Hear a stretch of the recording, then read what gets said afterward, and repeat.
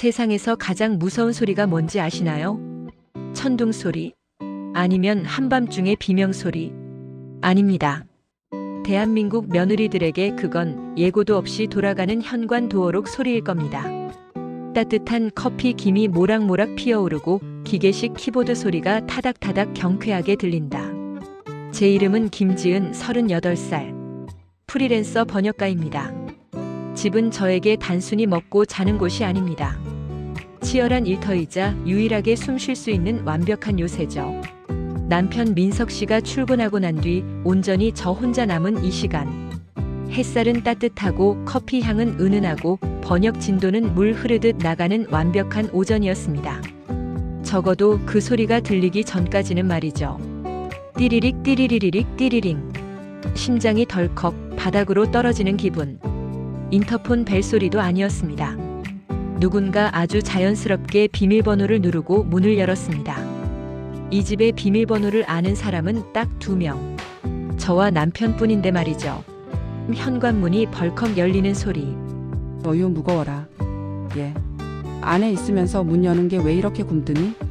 시어머니 최말자 여사님이었습니다. 전화 한 통 없었습니다.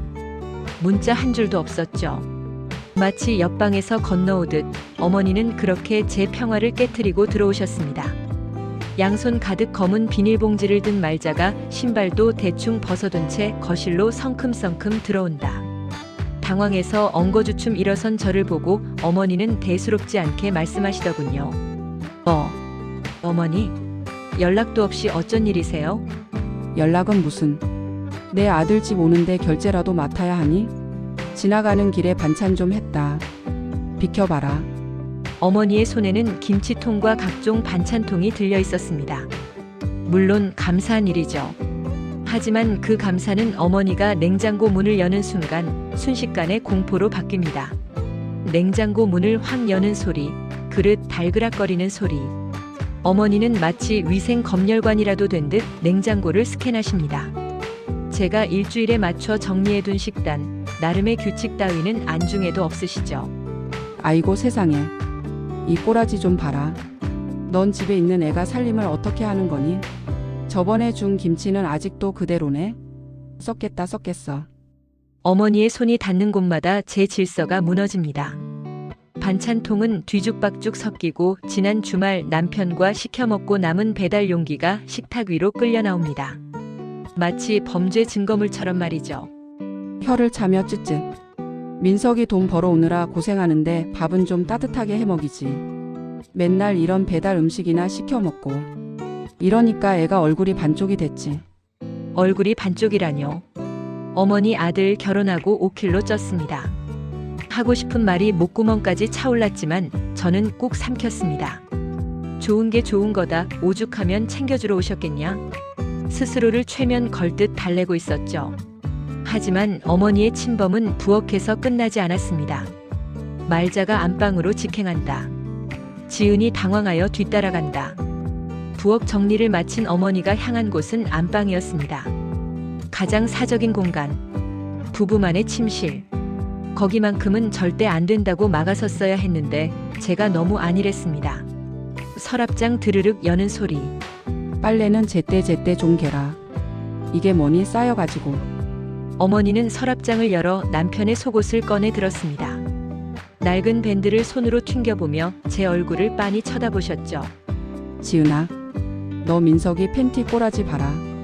구멍 나겠다. 남편 속옷 하나 제대로 안 챙기면서 넌 집에서 뭐하니? 번역인가 뭔가 한다고 유세 떠는 거냐? 순간 머리끝까지 피가 솟구치는 기분이었습니다. 단순히 잔소리를 들어서가 아니었어요. 나의 공간, 나의 시간, 나의 자존심. 모든 것이 발가벗겨진 채로 검사받는 기분. 수치심이었습니다. 떨리는 목소리로 어머니, 그건 제가 알아서 할게요. 이만 나가주세요. 저 일하던 중이었어요.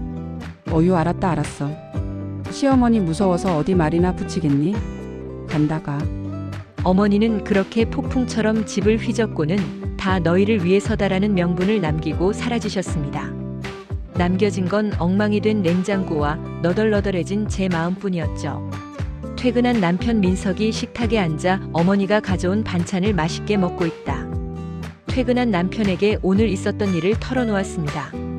화가 나서 씩씩거리는 저와 달리 남편의 표정은 너무나도 해맑더군요. 그게 더 절망적이었습니다. 역시 엄마표 파김치가 최고야.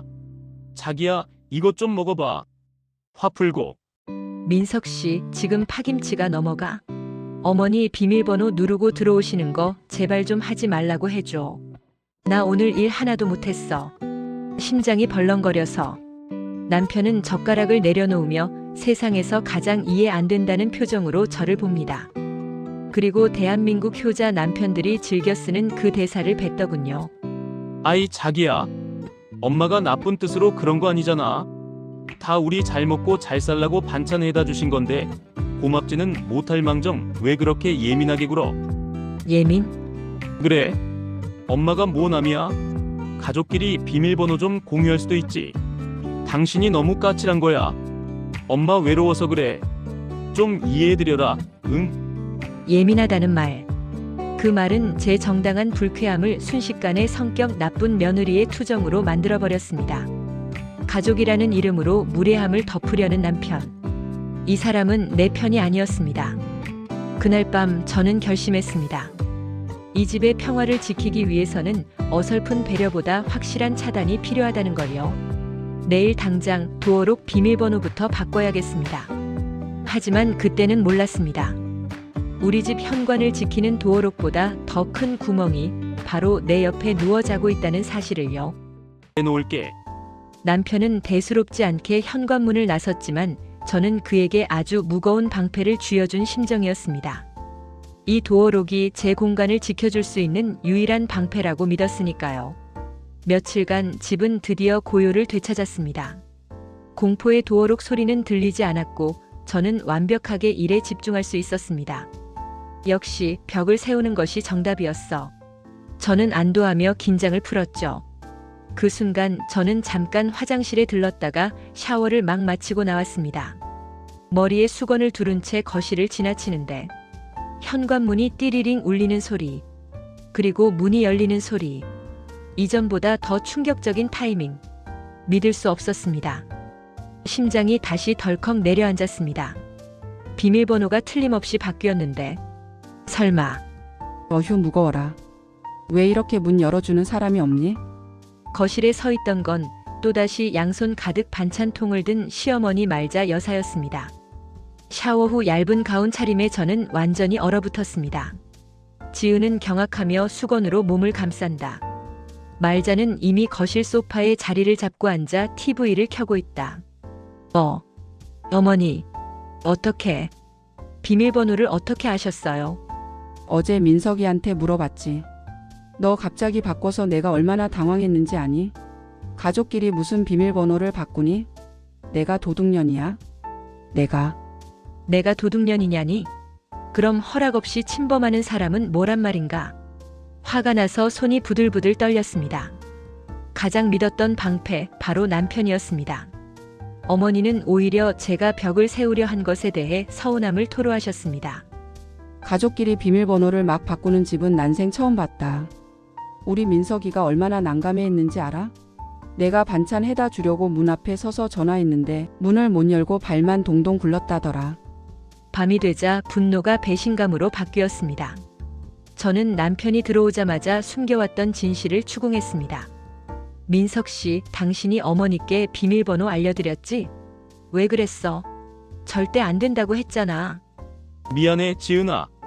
어쩔 수가 없었어. 엄마가 전화해서 반찬통 무거워서 현관 앞에서 죽을 것 같다고 읍소하시는데 그걸 어떻게 모른 척해. 문 열어드리라고 해서 알려드린 거지. 어쩔 수가 없었다는 변명. 남편은 어머니의 사소한 읍소 전화 한 통에 저와의 약속과 저의 사생활을 송두리째 팔아넘겼습니다. 그래서 내 약속은 무시해도 되고 내가 얼마나 수치스러웠는지는 중요하지 않고 당신 눈에는 내가 겨우 엄마를 괴롭히는 예민한 사람일 뿐인 거지. 지은아, 당신이 너무 매몰차게 굴잖아. 엄마가 나쁘냐? 반찬 들고 온 엄마가 문 앞에서 얼마나 난감하셨겠어. 당신이 이해해야지. 남편은 끝까지 제 고통이 아닌 어머니의 난감함을 옹호했습니다. 저는 깨달았습니다.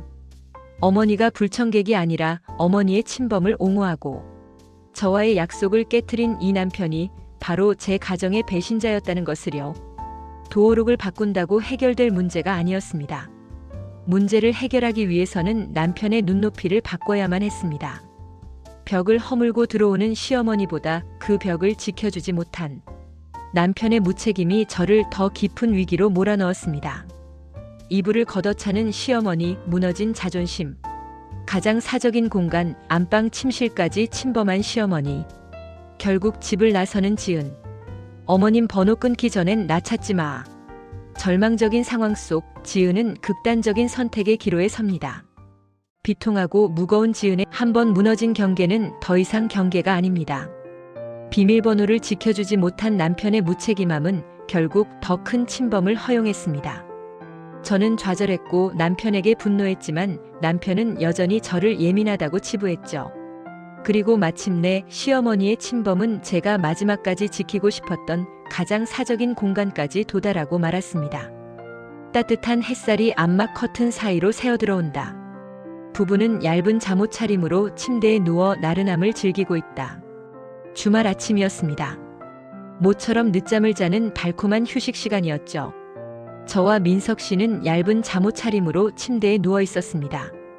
밖에서 무슨 일이 벌어지고 있든 적어도 이 침실 안만큼은 둘만의 성역이 될 수 있다고 믿었습니다. 갑자기 현관 도어록이 띠리링 울리는 소리, 그리고 문이 열리는 소리. 평화는 순식간에 깨졌습니다. 띠리링 소리는 이제 저에게 공포였습니다. 이번에는 누구의 목소리도 들리지 않았습니다. 단지 성큼성큼 다가오는 발소리만 느껴졌습니다. 지은은 불안감에 눈을 떴지만 민석은 코를 골며 깊이 잠들어 있었습니다. 어머니는 현관에서부터 안방까지 일직선으로 걸어 들어오셨습니다. 그리고는 저희를 향해 서슴없이 호통을 치셨죠. 말자가 성큼성큼 침대 옆으로 다가와 커튼을 확 젖힌다. 강한 햇살에 눈을 뜰 수 없었습니다. 어머니는 거기서 멈추지 않으셨습니다. 마치 군대 교관처럼 잠든 저희를 향해 손을 뻗으셨습니다. 저는 충격으로 온몸이 굳었습니다. 저와 남편은 속옷이나 다름없는 얇은 잠옷 차림이었습니다. 이불이 걷히자 가장 사적인 모습이 그대로 노출되었습니다. 경악과 동시에 극도의 수치심이 온몸을 뒤덮었습니다. 얼굴이 사색이 되었습니다. 소리 지르듯 어머니, 지금 뭐 하시는 거예요? 어머니에게는 이 모든 것이 가족 사랑이었습니다. 하지만 저에게는 인격 모독이었습니다. 저는 제가 발가벗겨진 채로 어머니에게 심판받는 기분이었습니다. 가장 믿었던 남편 민석 씨는 상황 파악도 못한 채 멍한 얼굴로 어머니를 쳐다보고 있었죠. 더 이상 이 집에 머무를 수 없었습니다. 이 집은 더 이상 저의 성역이 아니었습니다. 침범당하고 훼손당하고 조롱당하는 덫이었습니다. 저는 거실로 뛰쳐나와 트렁크를 끌어내 짐을 쑤셔 넣었습니다. 지은아, 왜 이래? 잠깐 실수하신 거야. 엄마가 미안하다고 하잖아. 실수? 당신 때문에. 당신이 문을 열어줬잖아. 당신이 예민하다고 했잖아. 나는 지금 당신하고 당신 어머니 때문에 이 집에서 살 수가 없어. 남편은 여전히 상황을 실수로 축소하려 했습니다. 저는 트렁크를 끌고 현관으로 향했습니다. 나 오늘부터 친정 갈 거야. 당신이 어머니와의 선을 정리하기 전에는 이 집에 돌아오지 않을 거야. 당신 지금 협박하는 거야? 어머님이 들으시면 얼마나 속상하시겠어. 어머님 번호 당신이 끊기 전엔 나 찾지 마. 제가 남긴 마지막 말은 차갑고 단호했습니다. 저에게는 이제 선택지가 없었습니다. 이대로 무너지든가 아니면 모든 것을 걸고 저항하든가. 저는 현관문을 열고 집을 나섰습니다. 뒤에 남겨진 남편의 얼굴은 두려움으로 일그러져 있었습니다. 현관문이 철컥 닫히는 소리. 그 소리가 유독 길게 울린다. 저는 지금 절망적인 상황에 놓여 있습니다. 하지만 이 절망이 저를 구원할 유일한 기회일지도 모른다는 예감이 들었습니다. 다음 단계가 필요했습니다. 바로 남편에게 똑같은 고통을 맛보게 할 거울 치료 말입니다. 지은과 친정아버지 심각한 표정으로 마주 앉아 있다. 친정으로 피신한 저는 이제 남편의 변화 없이는 집으로 돌아가지 않기로 했습니다. 아버지께 어머니의 친범과 민석 씨의 무책임함을 모두 말씀드렸죠. 아버지께서는 묵직한 한숨을 내쉬더니 제게 이렇게 말씀하셨습니다. 지은아, 남편이 겪어봐야 안다. 사람은 자신의 불편함이 아니면 상대방의 고통을 영원히 이해하지 못하는 법이지. 걱정 마라. 내가 나서마. 아버지의 그 한마디는 저에게 큰 힘이 되었습니다. 이제 고통스러운 깨달음을 줄 작전을 실행할 때였습니다. 며칠 후 집으로 돌아온 지은. 민석은 지은의 눈치를 살피는 중이다. 트레이닝복 차림으로 소파에 널브러져 게임을 하고 있다. 저는 아버지와의 작전을 실행하기 위해 집으로 돌아왔습니다. 남편은 여전히 어색함을 감추지 못하고 소파에 누워 게임에 몰두하고 있었습니다. 그는 이 상황이 얼른 종결되기를 바랄 뿐 자신의 근본적인 잘못은 외면하고 있었죠. 띠리릭 띠리리리릭 띠리링. 그때 다시 한번 그 공포의 소리가 울렸습니다.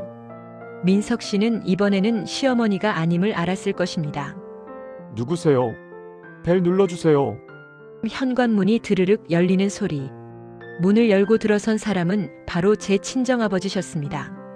속옷이 드러나는 트레이닝복 차림의 민석은 너무 놀라 소파에서 일어나지도 못하고 얼어붙는다. 장인어른은 들어오시자마자 민석 씨의 꼴을 보고 혀를 차셨습니다. 박서방, 이게 무슨 꼴인가? 아침부터 방구석에서 널브러져서 게임이나 하고. 자네 자세가 영 불량하네. 민석 씨는 얼굴이 새빨개져서 허둥지둥 옷을 가려보려 했지만 장인어른은 주저없이 다가오셨습니다. 자네 배가 이게 뭔가? 응.